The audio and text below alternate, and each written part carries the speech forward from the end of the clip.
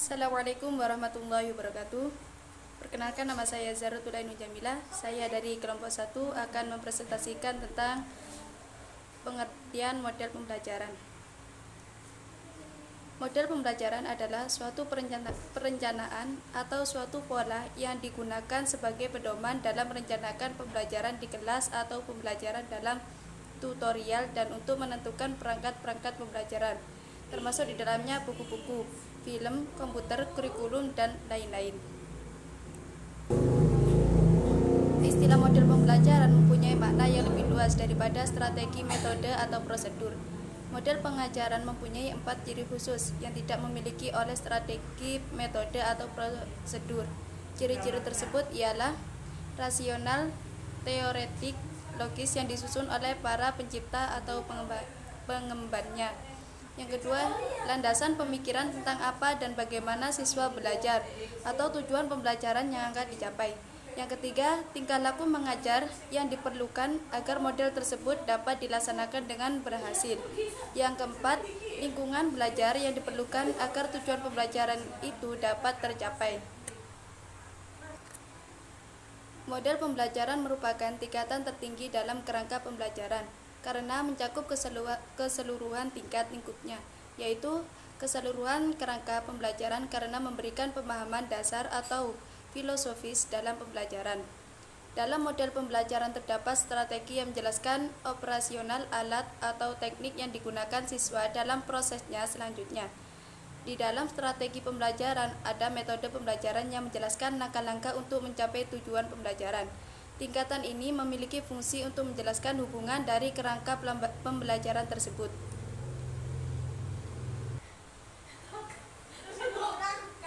Baik, perkenalkan, nama saya Ainun Nafisa. Di sini saya melanjutkan presentasi dari teman saya, yaitu hakikat pembelajaran konstruktivisme. Aliran konstruktivisme ini dalam kajian ilmu pendidikan merupakan aliran yang berkembang dalam psikologi kognitif yang secara teoritik menekankan siswa untuk dapat berperan aktif dalam menemukan ilmu baru. Konstruktivisme menganggap bahwa semua peserta didik mulai dari usia kanak-kanak sampai dengan perguruan tinggi memiliki gagasan atau pengetahuan tentang lingkungan dan peristiwa atau gejala yang terjadi di lingkungan sekitarnya. Meskipun gagasan atau pengetahuan ini seringkali masih naif atau juga miskonsepsi. Dalam konteks pelaksanaan pembelajaran dalam model konstruktivisme ini, guru tidak dapat gagasannya yang non-ilmiah menjadi gagasan atau pengetahuan ilmiah. Dengan demikian, arsitek mengubah gagasan peserta didik adalah peserta didik sendiri, dan guru hanya berperan sebagai fasilitator dan penyedia kondisi supaya proses pembelajaran bisa berlangsung. Beberapa bentuk belajar yang sesuai dengan filosofis konstruktivisme antara lain diskusi atau yang menyediakan kesempatan agar semua peserta didik mau mengungkapkan gagasan. Kemudian pengujian hasil penelitian sederhana, demonstrasi, peragaan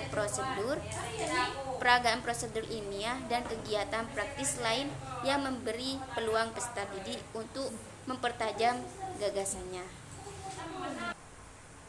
Baik, di sini saya melanjutkan presentasi teman saya.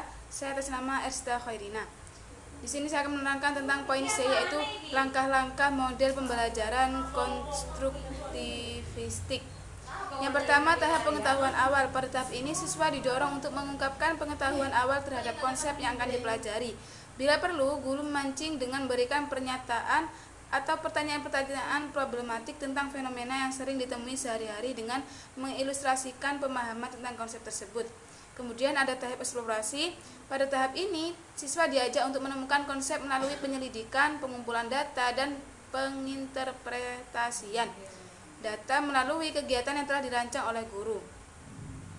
Yang ketiga yaitu tahap diskusi dan penjelasan konsep. Pada tahap ini, siswa memberikan penjelasan dan solusi yang didasarkan pada hasil observasinya. Yang selanjutnya yaitu tahap pengembangan dan aplikasi konsep.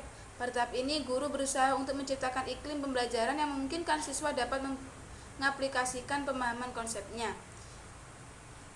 Kemudian kelebihan model pembelajaran konstruktivistik. Yang pertama, guru bukan satu-satunya sumber belajar. Yang kedua, siswa lebih aktif dan efektif dan kreatif. Kemudian pembelajaran jadi lebih bermakna.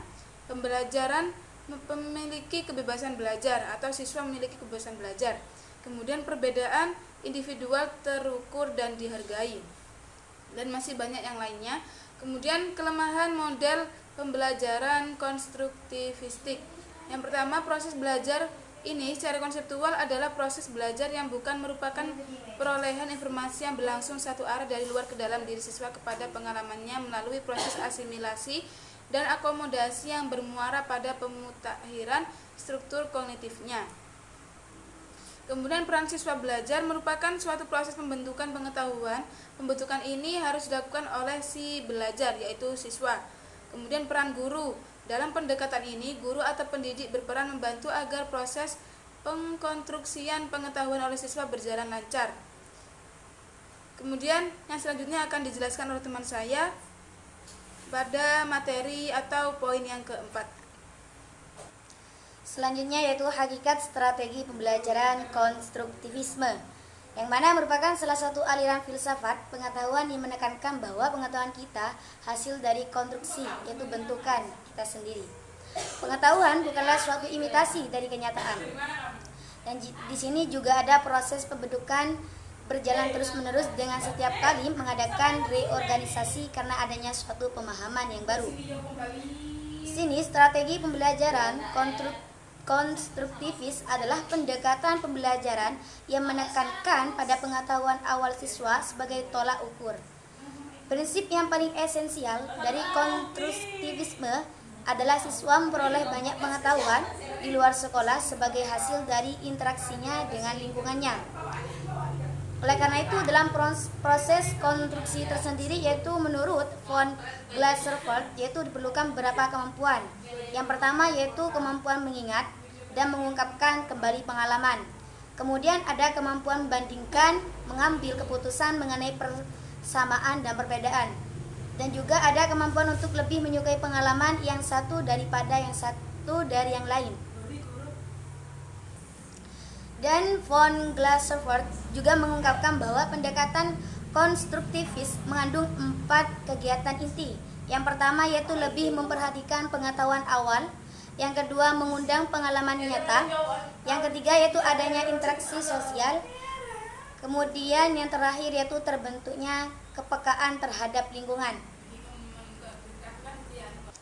Dari pendapat di atas mengandung arti bahwa setiap siswa akan membawa konsepsi awal yang diperoleh selama berinteraksi dengan lingkungan dalam kegiatan belajar mengajar. Suparno lebih lanjut mengungkapkan bahwa belajar yang bercirikan proses konstruktivis adalah sebagai berikut.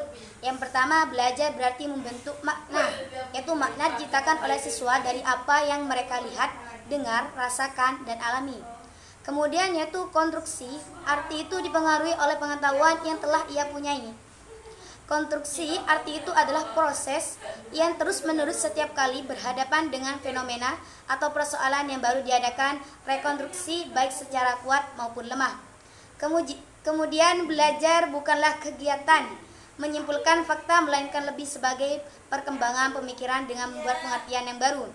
Dan juga proses belajar yang sebenarnya terjadi pada waktu skema seseorang berada dalam keraguan yang merangsang pemikiran lebih lanjut.